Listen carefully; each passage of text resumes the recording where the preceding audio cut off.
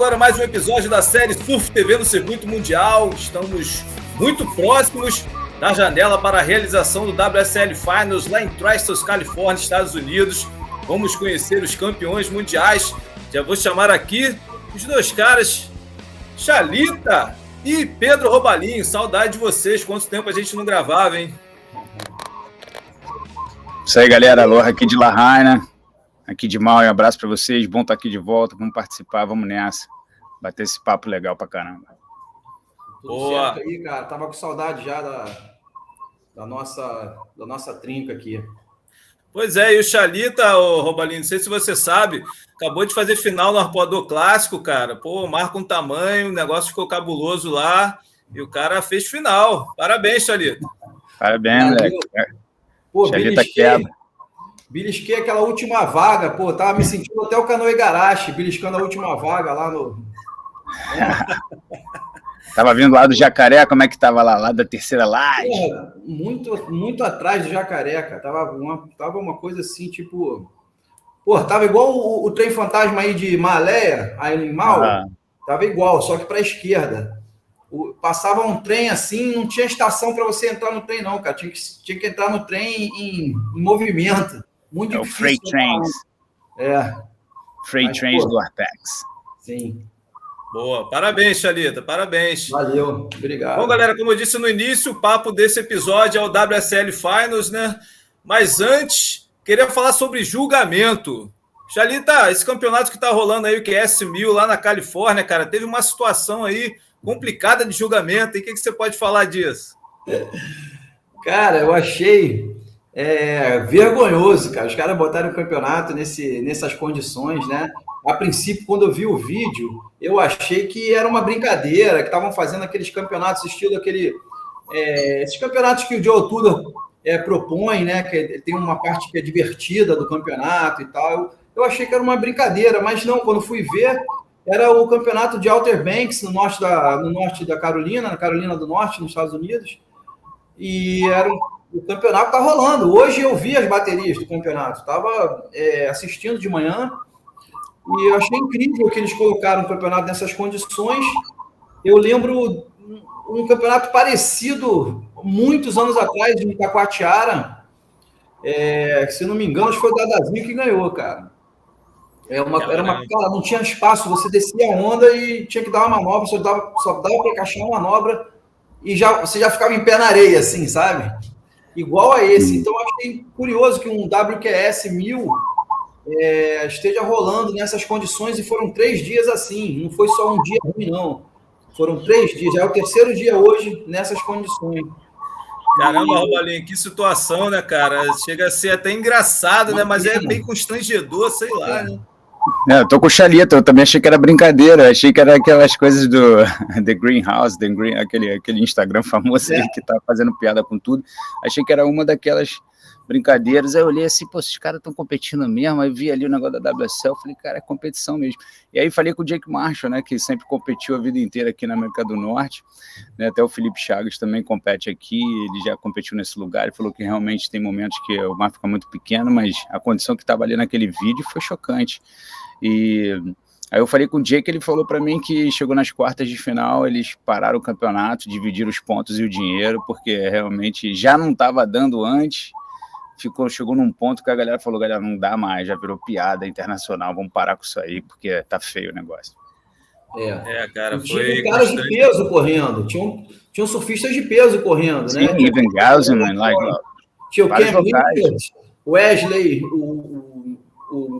tinha brasileiros lá, né? O David Wesley Santos, exatamente. O Wesley, inclusive, está indo muito bem aqui na América do Norte, está a ponto de se classificar para o Challenge Series, pela pontuação que ele está adquirindo aqui pela América do Norte. Existem vários brasileiros, né, como o Felipe Chagas, o próprio Alex Lima, né, o Wesley Santos, como a gente falou. Então, assim, alguns atletas que acabam, né, venezuelanos. Assim, a América do Norte tem é famosa por ser uma região de captar vários atletas de diversas regiões, assim, de diversos países diferentes, como Costa Rica. A galera da Costa Rica compete também na América do Norte. Você vê o Carlos Munhoz, é um atleta que também figura aqui na América do Norte. Então, assim, Assim, é mais assim, coração de mãe, abraça uma galera que mora nos Estados Unidos, ou mesmo que não more, mas acabam competindo pela América do Norte.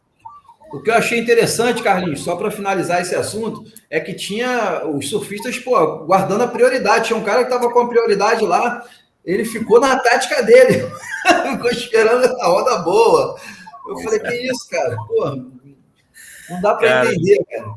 Cara, é complicado mesmo. Agora, Robalinho, a sonoplastia aí natural tá demais, hein, cara? Sensacional. Tá bacana, né, cara? Pô, eu tô no Paraíso, já morava no Paraíso, já sempre morei aqui, né, desde que me mudei para Maui, mas considero que foi uma mudança, assim, que é o que eu sempre falei, você vai morar longe da família, longe do país de origem, vai ter aquele aperto no coração, porque sempre tem mesmo, não tem jeito, pelo menos vai para o Paraíso, que aí você tem isso aqui, né, e dá uma compensada. A gente acabou de se mudar para Lahaina, de volta. Eu estava morando em Kihei, que é no sul da ilha. Todas as regiões são muito legais aqui, mas quando você... Lahaina é especial pra caramba, que tem altas zonas aqui na frente, é praticamente uma mini Mentawai. Nessa época aí que deu esse swell grandão, há pouco tempo, todos os point breaks aqui quebrando direitas, esquerdas, tem beach break para treinar aqui perto também, né? Aqui também eu estou bem mais perto de Honolulu Bay, então assim, e olha isso aqui, ó, vocês estão vivendo um pouquinho do que a gente está respirando aqui. Você sabe o nome desse passarinho aí, que é típico do Hawaii? Ó, cara, tem o Myna Bird, que faz um barulho bacana. Esse aí, ó. Esse aí que tá tocando agora aí, que tá cantando agora. Eu não tenho certeza se esse é o Myna Bird, cara, mas é um dos que faz um som mais bacana assim e que é bem característico aqui da região é o Myna Bird, aquele que tem umas patinhas meio longas, assim, parece um galináceozinho, só que menor. Ele ele dá uns pulinhos para se locomover, mas voa bem também. Deve ser tipo o quero-quero daí, né? É o quero-quero daí. É parecido um pouquinho com o quero-quero. O quero-quero é mais agressivo, eu acho, né? Que ele é mais protecionista, assim, do ninho, né? Ele tem ninho rasteiro, esse não, esse tem ninho... já estamos na biologia aqui, né? Esse tem ninho nas árvores. Cara, é emocionante quando você chega no Havaí, toda vez quando você chega, a primeira noite que você dorme no Havaí... Quando você acorda com esse barulhinho aí, você sabe que você acordou no Hawaii, né, cara? É muito emocionante, cara, realmente. Esse barulho aí como é que se fala? Eu tenho uma memória emotiva dele, assim, sabe? Pô, que bom que eu tô compartilhando isso com vocês aí. Tô feliz por isso, que é bacana mesmo, a gente gosta muito. Dá saudade mesmo, e Robalinho, claro, boa sorte aí na casa nova, cara. Maravilha, obrigado, galera. Estamos sendo uma relação nos últimos dias, mas está sendo uma mudança excelente.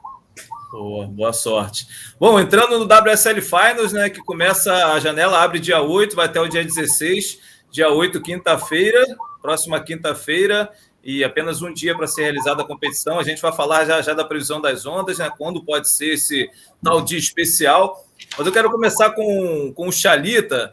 Chalita, os 5 finalistas, vamos começar no masculino, né? Você acha que, de repente, alguém que ficou de fora merecia estar entre esses 5 aí? Cara, é delicado falar isso, que eu acho que o Miguel merecia estar, né? Eu acho que o Miguel merecia estar.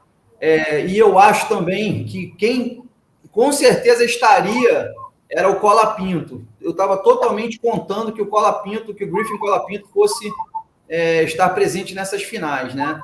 Até porque ia ser interessante, o único surfista americano, local ali de São Clemente, então, tipo, ele ia estar surfando em casa, ele ganhou 2 campeonatos esse ano, eu achei que ia ser muito interessante, ia ser bom para o público também, o Colapinto está na final, em vez do Canoa Igarashi. Mas, como brasileiro e como admirador do que o Miguel Pupo fez esse ano, eu queria muito que o Miguel tivesse conseguido essa última vaga para as finais.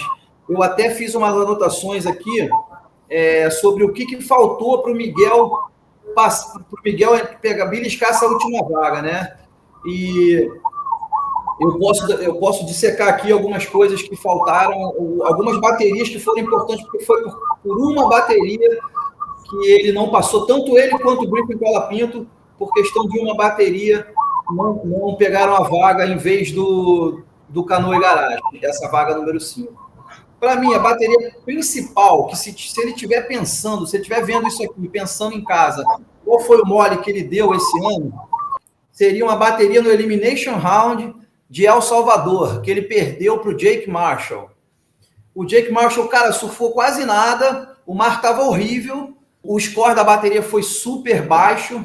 O Miguel, ele até conseguiu uma reação no final da bateria, nos minutos finais, nos segundos finais, ele conseguiu uma onda muito boa, achou até que tinha virado, que tinha conseguido o score, mas ele não conseguiu. E essa bateria, se ele tivesse passado esse Elimination Round em El Salvador contra o Jake Marshall, ele estaria dentro dos 5 finalistas. Isso, lógico, que ele não estava contando que ele ia ser campeão no Tahiti, né? Mas essa bateria, para mim, foi o mole que ele deu. E teve aquela coisa assim muito incrível também, que foi a bateria, umas quartas de finais que ele fez com o Ítalo aqui em Saquarema, no Rio Pro. O Ítalo precisava de 8,17 e tirou 8,17. Então ambos ficaram empatados com um score de 13,47, eu anotei aqui, 13,34. Os dois ficaram com um score de 13,34, sendo que o Ítalo passou no desempate por critério de ele ter a maior nota da bateria. Então, por 1/100, de repente, né, a gente pode falar que o Miguel não passou essa bateria contra o Ítalo, mas o que eu acho que o mole que ele deu mesmo, o que dependia mais dele, foi essa bateria no Elimination Round, que ele perdeu, foi embora para casa cedo em El Salvador, contra o Jake. E não precisava, né? Mas ali, talvez ele nem somasse, talvez ele pudesse até dispensar aquela nota, mas se você for pegar aquele resultado, desculpa, se você for pegar a quarta de final, que foi bateria número 3, estou até revendo aqui do Callum Robinson com o Miguel Pupo, o Miguel ele somou 13 pontos e o Callum somou 13,54. Achei que aí foi um erro de julgamento gravíssimo,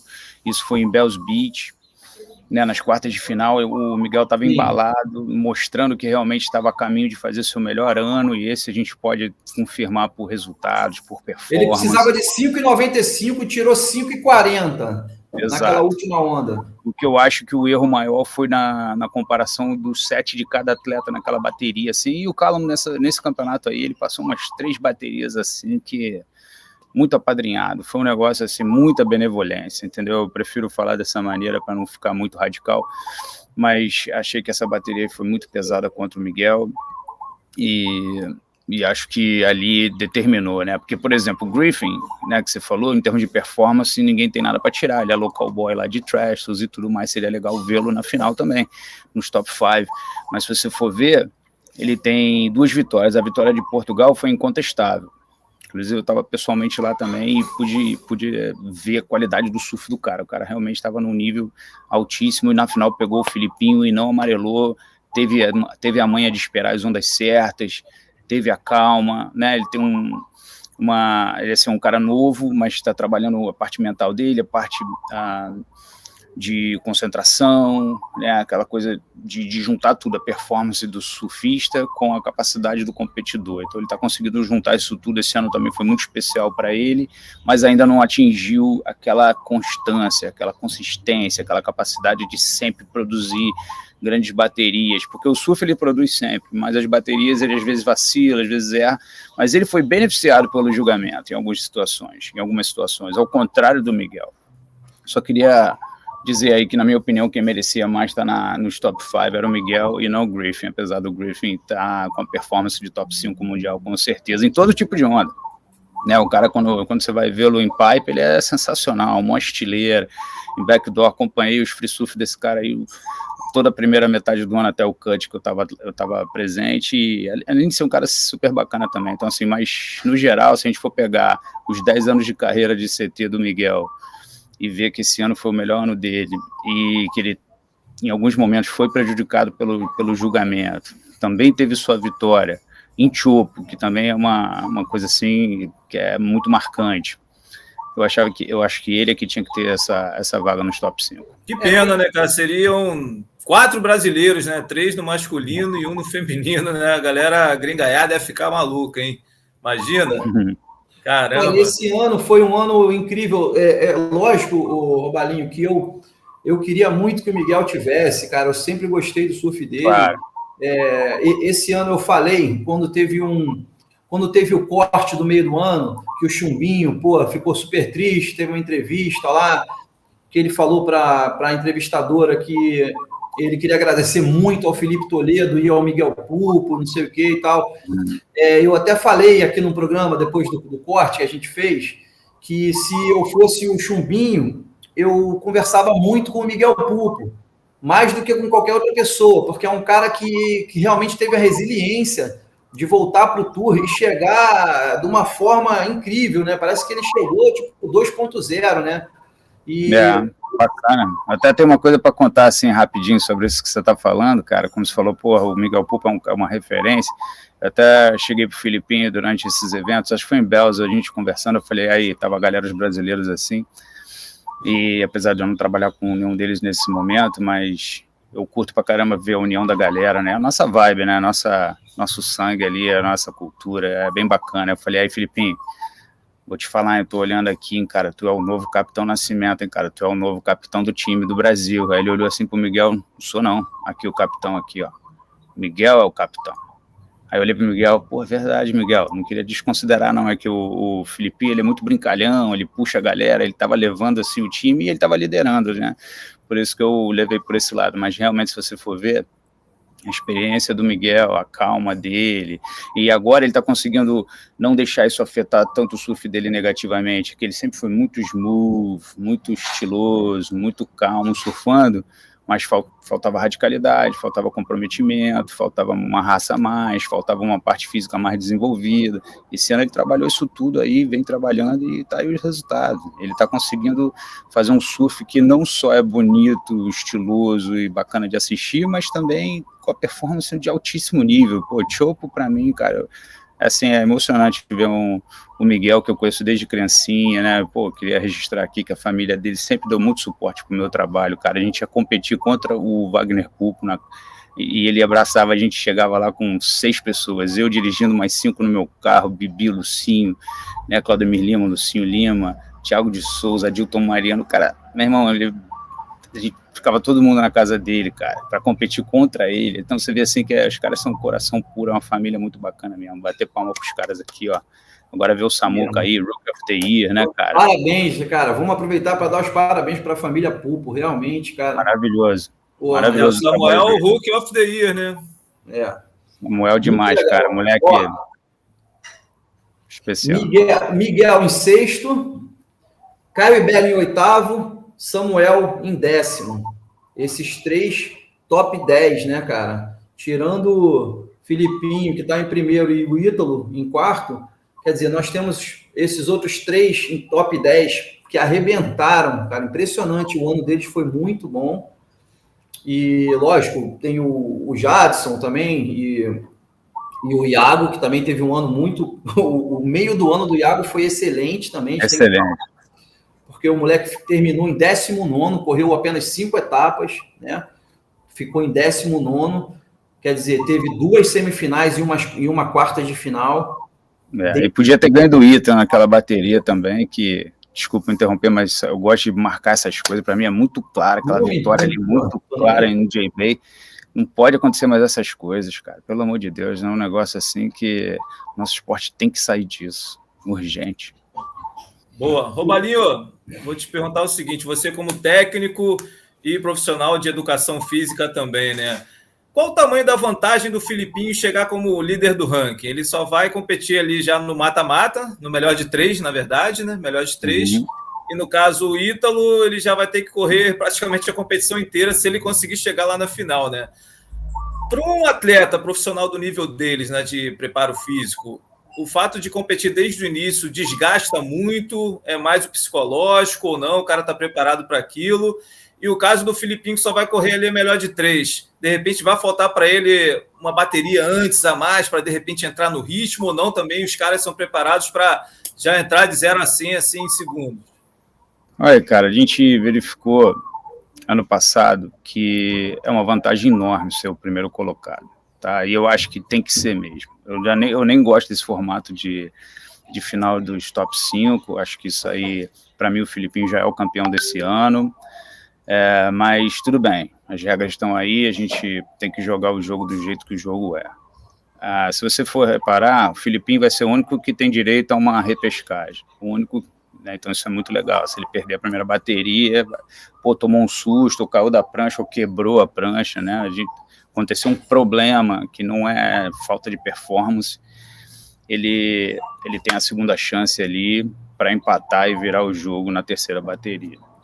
Então, acho que isso aí é fundamental o primeiro colocado ter, ainda mais com a distância. Eles podiam até criar uma regra, se a distância for gigantesca, o cara tem que ganhar dele 10 vezes. Sei lá, mas tô falando de brincadeira aqui, mas assim, só para dizer, quanto maior a distância, mais injusto fica se o cara perder, porque ao longo do ano... ano passado com o Medina, né? Exato, e ele esculachou e não perdeu o título, provavelmente por causa de um aéreo que o Felipe não voltou. De repente, aquele aéreo ali, se o Felipe volta, o Medina perdia o título mundial dele, que foi um ano avassalador, que nem o Kelly eu via fazendo coisa daquele tipo. Então, assim, o que o Medina fez ano passado foi absurdo, e esse ano o Felipe também fez absurdo, porém, deram uma segurada nele ali, na minha opinião, assim, deram uma freada nele. El Salvador um exemplo disso, poderia ter sido outra vitória dele, para mim, em termos de performance, eu não tenho a menor dúvida que ali a vitória deveria ter sido do Felipe. Mas assim, acho, para responder mais claramente, assim, acho sim uma vantagem muito grande estar em primeiro lugar, mas acho também que a gente vai ter a primeira bateria Igarashi e Ítalo, depois quem ganhar vai pegar o Ethan, quem ganhar vai pegar o Jack Robinson. Então, assim, acredito que está todo mundo preparado para essas baterias, mas é claro que se você corre uma bateria que pode ser de 45 minutos, pode ser de 1 hora, depende do mar. Se o mar estiver bem forte, remação, thrustles é uma onda de performance que você exige muito do teu corpo, não é só pegar tubo, sair e voltar remando devagarzinho para o pico. Você tem uma remada longa também, tem disputa por prioridade, tem um monte de situações ali que realmente o cara que começa em quinto ali, né, esses caras da primeira bateria podem sofrer mais. Mas acredito que está todo mundo muito bem preparado e acho que não vai ser esse o fator principal para definir quem vai ser o grande campeão. Acho que a questão é ver quem vai conseguir bater o Felipe, que eu acho muito improvável. Tá? Apesar de que todo mundo ali tem muita qualidade, o Ítalo pode estar num dia maravilhoso completando backflip, completando manobras incríveis e ser campeão. Você pode também ter ali, chegar na hora ali e você ver que o critério de julgamento está favorecendo muito as rasgadas do Ethan, e aí? Aquelas rasgadas enormes, com bastante água, pressão, vai que isso está impressionando mais do que um conjunto maior de aéreos, rabetadas e carves com a velocidade do Felipe. Então a gente vai ter que testar todas essas situações, assim, o julgamento, vai ser tudo colocado em prova ainda, né? Então, mas eu aposto que o Felipe vai ser o cara desse campeonato aí, acho que é o mais esperado e seria o mais justo também. Ô, Chalita, você vê o Filipinho como favorito? Então, com certeza eu vejo o Filipinho como favorito. Ele chegou 3.000 pontos, algumas coisas, em torno de 3.000 pontos na frente dos outros, do Jack Robinson e dos outros. A diferença dele não é tão grande quanto a da Carissa para Johnny Defay, que está em segundo, mas ele chegou com uma diferença grande. Ele já poderia ser coroado campeão mundial se não fosse esse sistema do Finals, né? Mas no Finals eu acredito que ele realmente é o favorito. Por quê? Não só porque ele está morando lá já há um tempo, ele já está super, como é que se fala? Ele adaptado, né?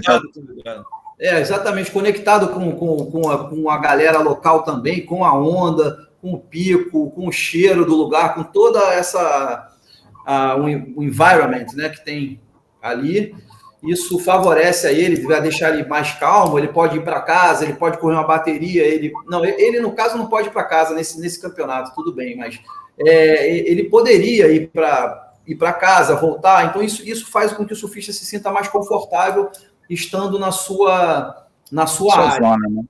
Fora isso, a onda para a direita, no caso, né, para a direita, é a onda onde eu acho que tira o melhor do surf do Filipinho na vida dele. Assim, qual onda que você acha que arranca o melhor do Filipinho? Para mim, eu estou fazendo essa pergunta para mim. Para mim, seria uma onda igual a Lower Trestles para a direita, onde ele pode fazer aqueles arcos impressionantes que ele faz, onde ele pode achar rampas para dar os aéreos impressionantes que ele dá, ele pode rodar para um lado, roda para o outro. Cara, ele faz o que ele quiser ali, entendeu? Então, tipo, eu acho muito difícil tirarem o título do Felipe, e eu acho que só tem uma chance de isso acontecer, é se ele perder a primeira bateria, porque eu acho que ele não é um cara super frio, assim como o Medina é, como, não sei, o John, por exemplo. Eu acho que ele pode ficar um pouco nervoso se ele perder a primeira bateria, pode ser que ele fique assim, caraca, será que vai escapulir de novo? Eu espero que ele não pense dessa forma, espero que ele tenha se superado, espero que ele nem escute isso que a gente está falando aqui. Mas eu acho que essa seria a única chance, de repente, dele poder perder esse título, se ele ficasse nervoso numa eventual derrota na primeira bateria da melhor de 3 da final. Fora isso, cara, é impossível. Para mim, ele é o cara, todo mundo torcendo para ele, tanto os locais que vão abraçar ele ali, o público local, quanto os brasileiros que moram lá, quanto todos os brasileiros, todo mundo torcendo para o título do Filipinho há muito tempo. Ele já é um campeão mundial, né? Sem o título ainda na mão, mas para mim ele já é um campeão mundial. Então, mesma coisa. Eu acho muito difícil, realmente ele é o favorito para mim. Robalinho, quem é o mais perigoso ali? Quem você acha que coloca mais em risco esse título para o Filipinho? Eu vou te citar dois, assim, tá? Só para não ficar tão taxativo assim, mas eu acho o Ítalo, porque o Ítalo é o Ítalo, campeão mundial, campeão olímpico, é um monstro, tá com sede. Eu acho que o Ítalo tem um repertório também mais rico do que todos os outros aí que estão na disputa. E também se tiver uma tendência mais para a esquerda, do Suel, né? Não analisei. A melhor onda lá é a direita, né? Olha, isso aí depende, mas a direita realmente é o raiz mais longa, né? Mas você vê que o Medina ganhou na esquerda. Então, assim, a esquerda é uma onda mais rampa.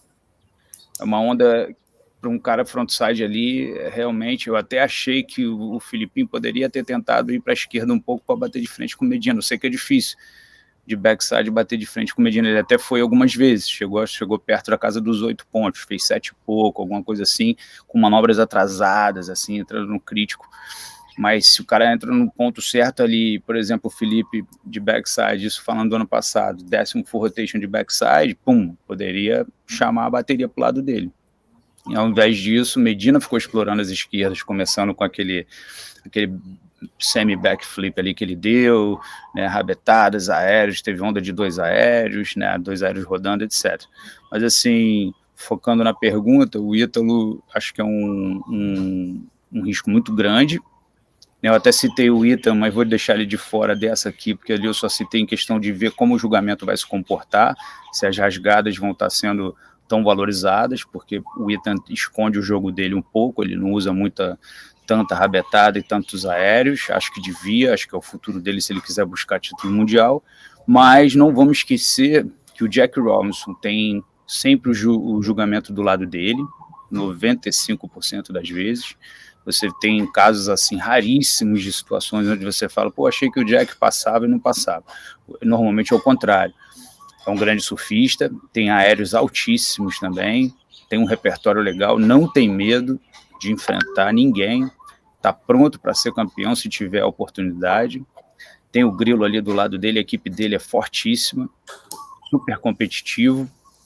Então acho que eu citaria os dois, Ítalo e o Jack Robinson, até porque o Jack já está lá, vamos dizer assim, na semifinal ali, já vai pegar alguém que está vindo, quem ganhar desses dois vai enfrentar o Felipe. Então, assim, destacando aí também, né, que a gente tem 5 atletas de Sharpai, né, 2 no feminino, aí tem o Filipinho, tem o Jack, né, são 5, o Jack está de Sharpai, o Filipinho está de Sharpai, a Joane está de Sharpai, a Tati está de Sharpai, e quem mais?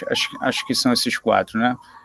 Deixa eu dar uma olhada aqui, só para a gente dar essa relembrada aqui, ó. E o Canoa, exatamente, o Canoa. Então, assim, esses caras também vão estar com pranchas de nível incrível para aquela região. O Márcio é especialista em shapear a prancha para o mundo inteiro hoje em dia, mas a base dele é a Califórnia, então ele fez todo o trabalho dele baseado em Huntington Beach, Trestles, isso, San Diego, isso ao longo de...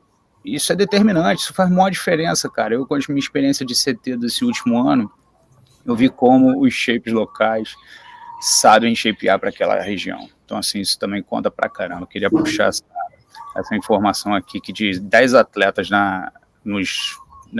dois top 5, masculino e feminino, metade deles estarem surfando com uma marca de prancha, é um negócio, assim, muito impressionante, e não é à toa.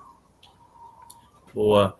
Agora a gente pode, antes de falar da previsão, né, a gente pode falar do feminino, lógico, né? Carissa chega como líder, assim como fez no ano passado, né? No passado, ela venceu da Tatiana, ali naquela melhor de 3. A Tatiana teve aquela oportunidade no final, né? Numa batida que ela, sei lá... Por uma manobra, faltou ali. Pois é. Como é que você está vendo essa final feminina, Chalita? Eu acho que a Carissa é a grande favorita mesmo. Ela chegou com 7 mil pontos na frente da Johanna Defey, né, e da Tati, que é a terceira colocada. Eu acho que também é uma onda que favorece muito o surf dela.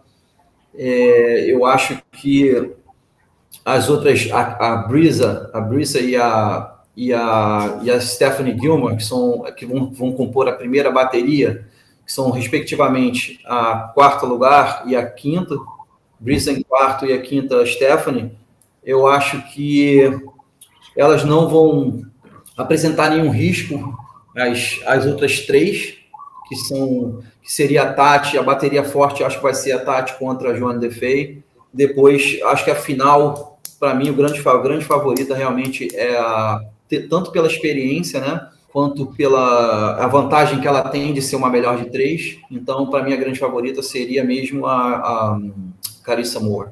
Cara, tô contigo também, Chalita. Acho que a Carissa ali é quase imbatível. Ano passado, a Tati deixou escapar uma manobra assim que de repente ela forçou demais, poderia ter usado uma técnica um pouco diferente da manobra que ela deu anteriormente na mesma onda, poderia ter só finalizado bem, feito aquele claim. Eu acho que tinha grande chance dos juízes se comoverem e acabarem sentindo que realmente tecnicamente ela ia superar a adversária. A Carissa deu mais mole para ela do que o Medina deu pro Felipe, então assim, foi mais próximo a bateria do feminino ano passado na disputa pelo título mundial do que no masculino. Então, assim, eu concordo aí nisso aí também. Acho que a Joane, se tiver backside, pode surpreender. Ela já mostrou isso ano passado, que sempre que ela se encaixa de backside, é possivelmente o melhor backside para a esquerda do circuito mundial. Ela consegue também acho. Muito forte, muito radical, consegue uma boa variação e a consistência. Praticamente não cai, tem um centro de gravidade baixo, é uma atleta muito forte, está sempre bem treinada. Acredito que todo mundo vai chegar assim como se dizia antigamente, né, na ponta dos cascos ali, todo mundo arrebentando, todo mundo super sarado. E tô doido para ver. Inclusive tô indo para lá, dia 7 agora, pego o aviãozinho, vou lá, vou colar com a galera do time do Felipe e vou estar lá torcendo por ele, registrando algumas coisas e pegando experiência para o meu trabalho também. Boa. Pera aí, rapidinho, deixa eu só plugar um segundo aqui, o meu computador. É um segundo mesmo. Tranquilo. Vai ter que... Vai para edição. Não precisa editar não, pronto, foi rápido, nem precisa editar. Cortezinho. Boa. Eu tenho uma observação a fazer, que é o seguinte, o swell bom para lá, o swell lá de sul, né, sudoeste, né, é um swell que deixa a parede da direita bem em pé. Eu acredito que os 2 primeiros dias, segundo a previsão que a gente estava vendo... Quer falar sobre a previsão agora? Vamos lá. Tô dando uma olhadinha rápida aqui. Pode ir falando aí, que se tiver alguma coisa, a gente já vai estar sabendo aqui. A previsão segundo o Surfline, que foi onde eu chequei, os 2 primeiros dias tem um swellzinho de 4 a 6 pés. Para eles é nada demais. O primeiro dia tem menos vento que o segundo. Para eles seria um mar normal. Para a gente, para o nosso standard, seria, o mar tá bom, né? As ondas estão abrindo. Mas eu acredito que vai ter bastante onda assim, que não fechando também um pouco, e os juízes gostam dessa onda fechada, né? Você pegar uma onda, fazer uma manobra e depois fazer uma na junção, uma onda de 2 manobras em thresholds. O nego acha o máximo se você explodir na junção.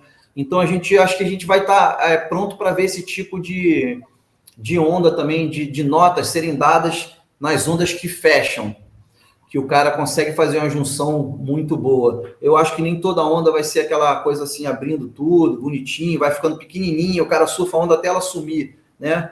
Eu acho que esses 2 primeiros dias podem apresentar essa característica, principalmente na direita.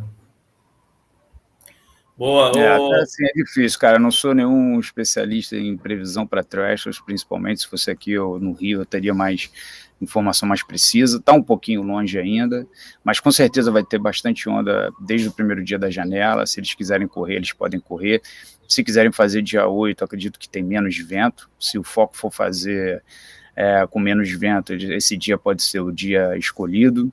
A partir do dia 9, durante o dia já tem entrada de vento, então no dia 10 é o maior swell, tem um swell bem maior, né, que entra ali, e não sei se estão buscando mais tamanho ou mais perfeição.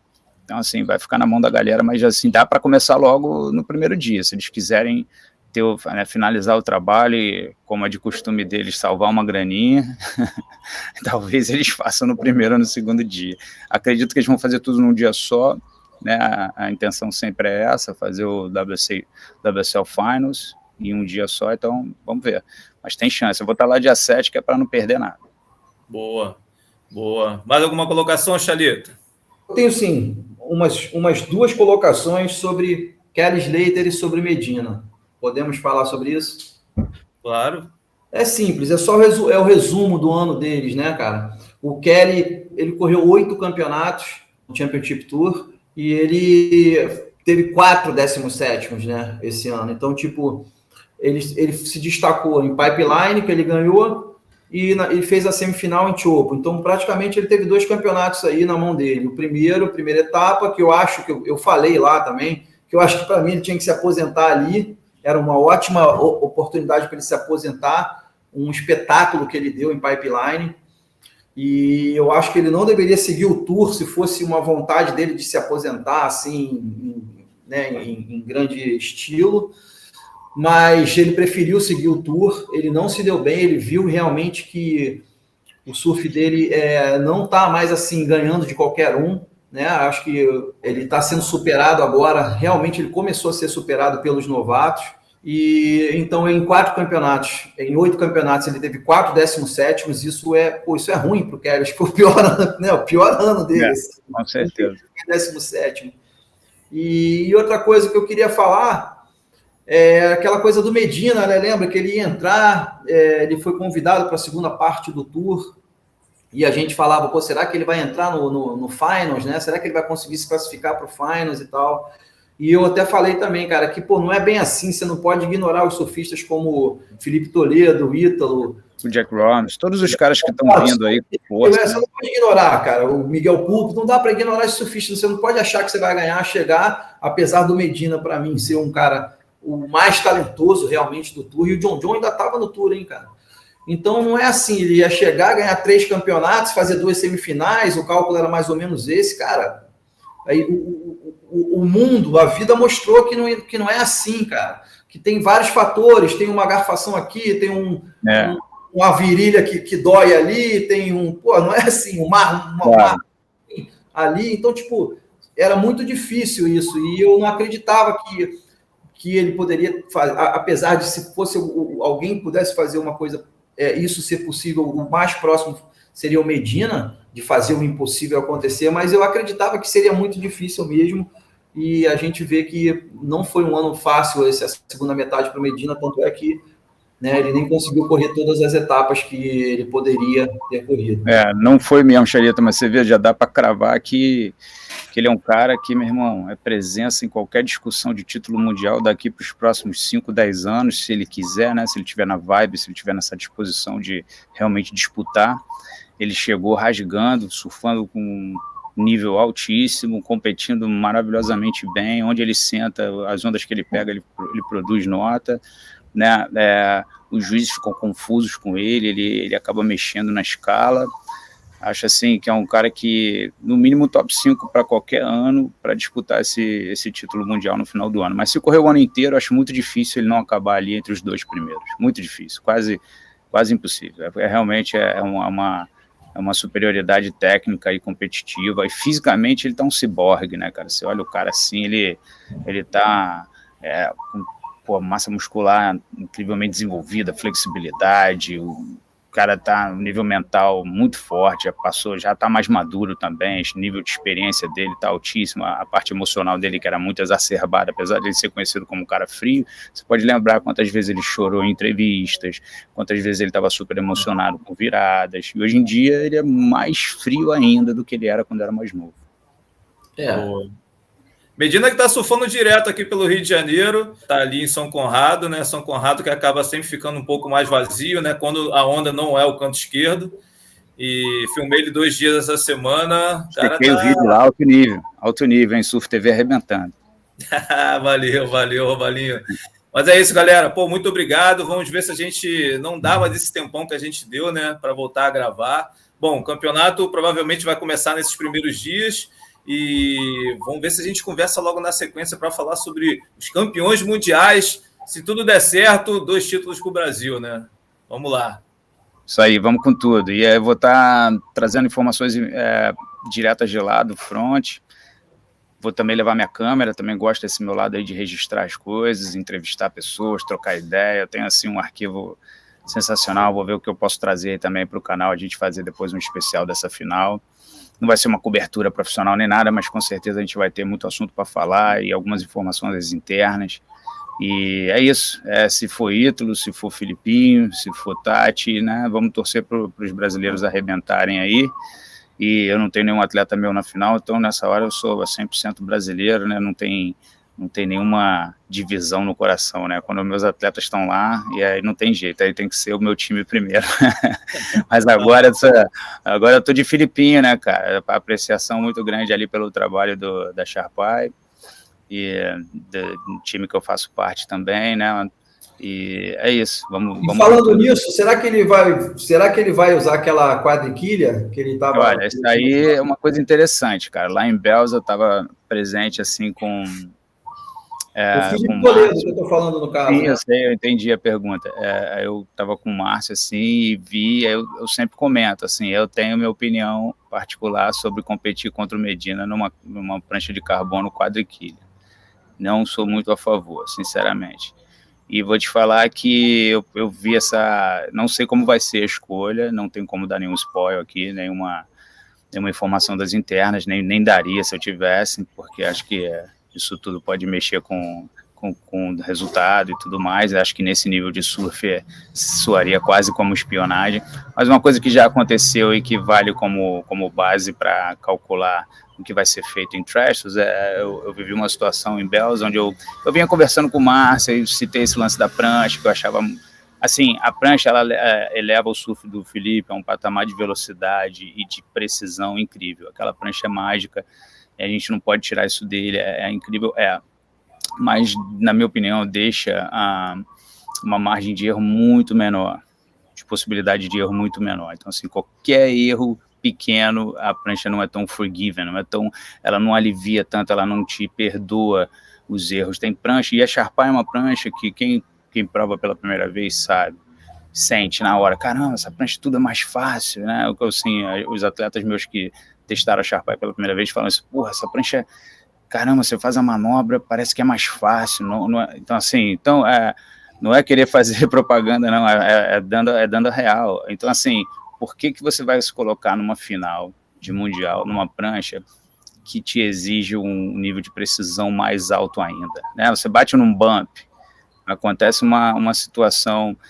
tipo, por exemplo, aquele aéreo que o Felipe não voltou, estava de quadriquilha, será que precisava estar de quadriquilha numa onda de manobra, ou poderia estar com uma triquilha mesmo, que é uma coisa que ele surfou a vida inteira? Claro que ele sabe, ele tem a experiência, e ele fez ele arriscou ali, ele sabe também que estava contra o Medina, ele falou, se eu precisar de mais precisão, eu me garanto, eu vou lá e vou fazer, beleza. Mas dizendo aqui o que eu vivenciei lá em Bells foi, Felipe pegou uma prancha 0 km, que ele nunca tinha testado, eu vi ele batendo esse papo com o Márcio, né, informação nas internas aqui, e eles estavam pensando, bota o carbono, não bota, em Bells. Bells é uma onda ainda mais gorda, uma onda mais, tem sessões boas, mas tem sessões também difíceis de lidar. Você precisa de uma prancha que tenha um nível de, né, que seja forgiving, que seja uma prancha que te alivie, que não atrapalhe você nessa questão de se você errar um pouquinho, fica mais difícil de corrigir.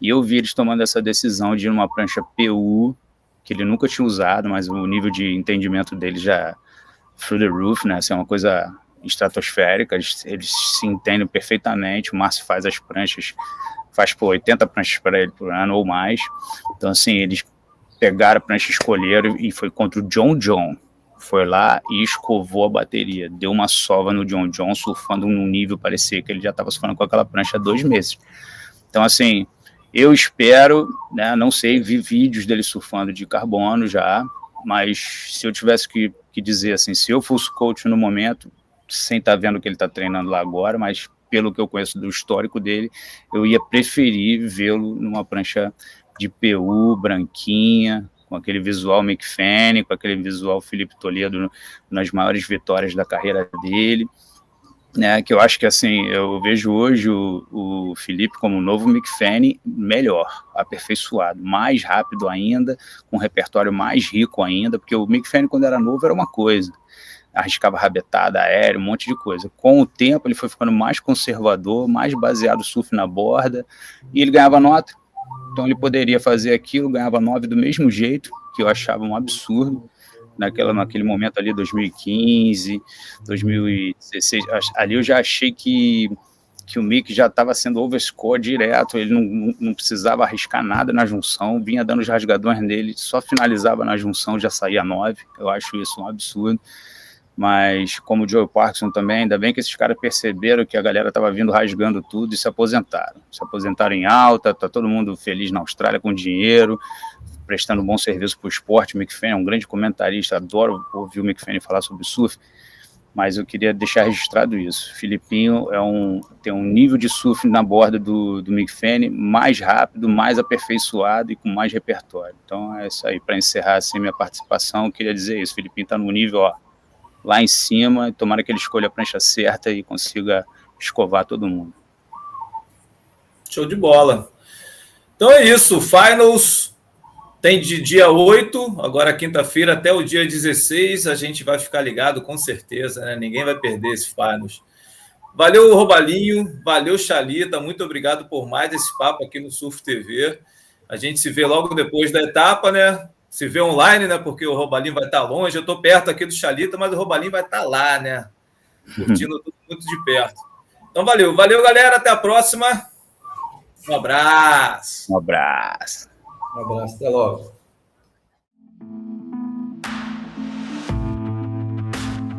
Big section here and it absolutely slams it. Unbelievable surfing. Toledo just so on this morning. Current world number 1.